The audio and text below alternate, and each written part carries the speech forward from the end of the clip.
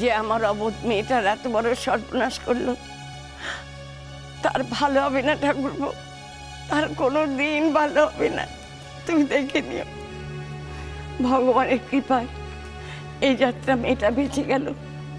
কিন্তু দেখো, বিষের মাত্রা যদি একটু বেশি হতো তাহলে কি হতো বলো তো, কি হতো? হ্যাঁ গো বৌদি, আমার অমন মেয়েটাকেও হিংসে করে এমন মানুষ দুনিয়ায় আছে তাহলে বলো? হ্যাঁ, আমি শুধু কাল থেকে একটা কথাই ভাবছি যে সে কে, সে ওপরে গিয়ে ওপরওয়ালার কাছে কি জবাব দেবে। বাবা, আমি যদি এক্ষুনি একটা কথা তোমাদের বলি না, তোমাদের খারাপ লাগবে, আমি জানি, তবু বলছি। এই সর্বনাশটা যে করেছে সে আর যেই হোক, ঘরের লোক নয়, বাইরের লোক। ঘরের লোক এই কাজটা কিছুতেই করতে পারে না। ভূমি এখানে নেই, সে শুনতেও আসছে না। আমি একটা কথা বলবো বাবা, যে আমরা তো সব ব্যাপারেই ভূমিকে সন্দেহ করে থাকি না। ভূমি অনেক ভুল কাজও করেছে, কিন্তু এই ব্যাপারে বলতে গেলে ভূমি কিন্তু সব সময় আমাদের সঙ্গেই ছিল। এটা তুমি কি বলছো মেজে বৌদি? কেউ যদি কাউকে বিষ খাওয়ায়, বিষ খাওয়াতে চায়, তাহলে সে কি নিজে হাতে করে তাকে বিষ খাওয়াবে? এটা হয় কখনো? সরি দাদু ভাই,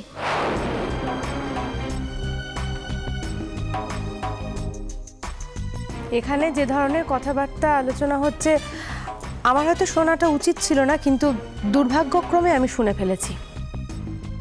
হ্যাঁ, এবার আপনি বলুন, কি বলতে চাইছেন আপনি?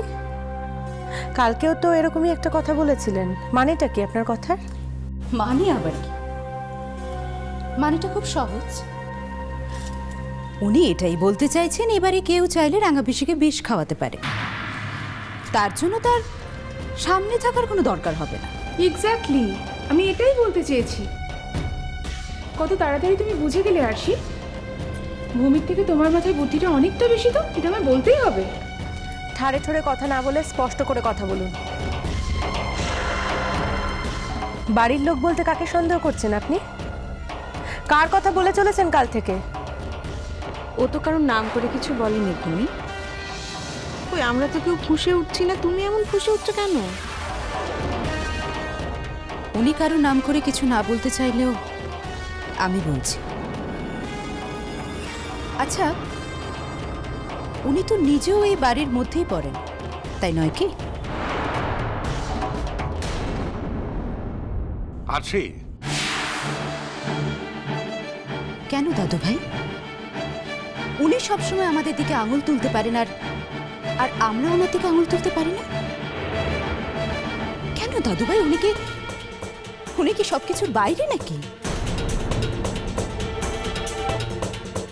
একদম ঠিক বলেছো আরশি, আমি সত্যি এর বাইরে নই। আর আমি চাই যখন এটা একবার পুলিশ কেস হয়ে গেছে তখন এটার পূর্ণ তদন্ত হোক। আর এই পূর্ণ তদন্তে আমি কিন্তু সব রকম সহায়তা করতে রাজি আছি। বাকি সবাই রাজি তো?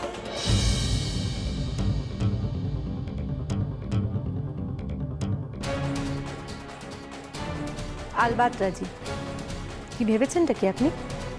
ভয় পেয়ে গুটিয়ে যাব? না না, আমি অত কিছু ভাবিইনি। বরং আমি এটা চাই যে পাড়িদির অপরাধীর শাস্তি হওয়া উচিত। আমাদের চিহ্নিত করা উচিত যে কে সেই অপরাধী, যাতে ভবিষ্যতে সে আর কখনো এই কাজ না করতে পারে। বাবা,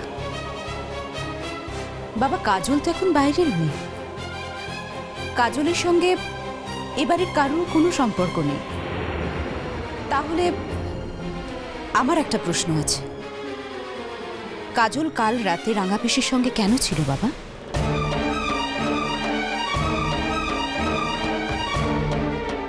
না না আরশি, আমিও ভাবতে পারিনি যে কাজল কাল রাতে থেকে যাবে। না, হয়তো বায়না একমাত্র পারিই করতে পারতো, কারণ পারি একমাত্র এরকম অবুঝের মতন বায়না করে। কিন্তু পারি তো সেই অবস্থাতেই ছিল না কাল। কারণ আমরা যখন অত রাতে হসপিটাল থেকে বেরোচ্ছি তখন পারির সবে জ্ঞান ফিরল। ওর সমস্ত বিষ স্টমাক থেকে বার করলো সবে। ও তো ভীষণ দুর্বল তখন, তো ভালো করে তাকাতেও পারছিল না। তারপর তো আমরা বাড়ি চলে এলাম, তো আমরা জানি যে ও রাতে বাড়ি ফিরে যাবে, তো ও যে রাতে থাকবে ওখানে সেটা তো আমিও ভাবতে পারিনি।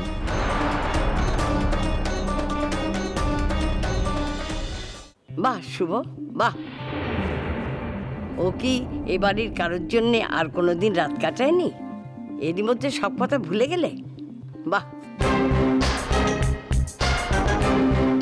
মেজ ঠাকুরপোর স্মৃতি দেখছি সময় বিশেষে বেশ দুর্বল, আবার সময় বিশেষে বেশ জোরালো হয়ে যায়। মানে বড় বৌদি? মানে এই ধরো, এই সেদিনের কথা কিরম হঠাৎ করে ভুলে যায়, আবার কত পুরনো কথা খুঁচিয়ে বেশ বার করতে পারে। তোমার বেশ মজা তো মেজ ঠাকুরপো।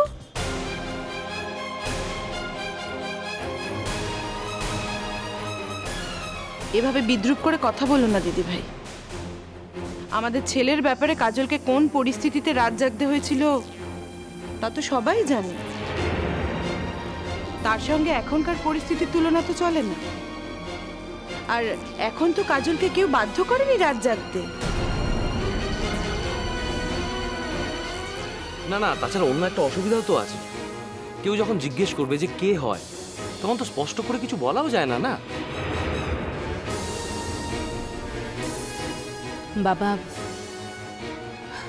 মানে আমি তোমাদের সকলকে একটা কথা বলতে চাই।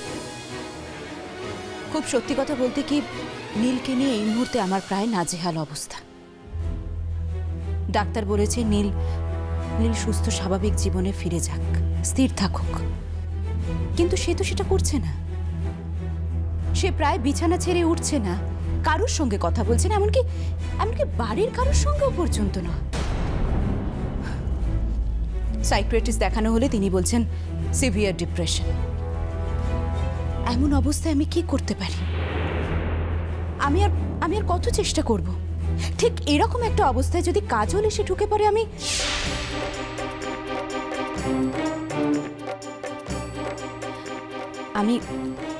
আমি সত্যি বুঝতে পারছি যে এই ডিপ্রেশন সবকিছু একটা নাটক, একটা অজুহাত মাত্র।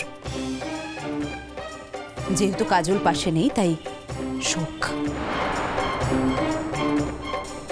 দাদু ভাই, আমিও তোমায় একটা কথা বলে রাখলাম,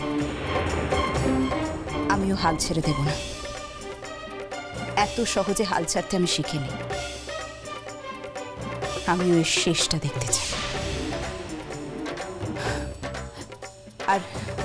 আর সেই কারণে আমি বলছি, তোমরা সবাই মিলে আমার সঙ্গে যদি একটু কোঅপারেট না করো, তাহলে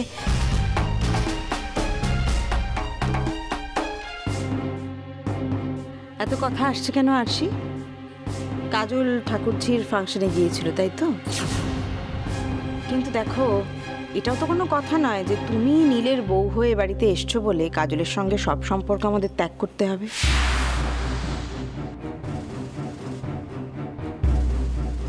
আর শুধু এসছো নয়, জোর করে ঢুকে পড়েছ, আর ঢুকে পড়ে কাজলের জায়গাটা নিয়ে নিয়েছ। সোনা ঠাম্মা, আই মেয়ে,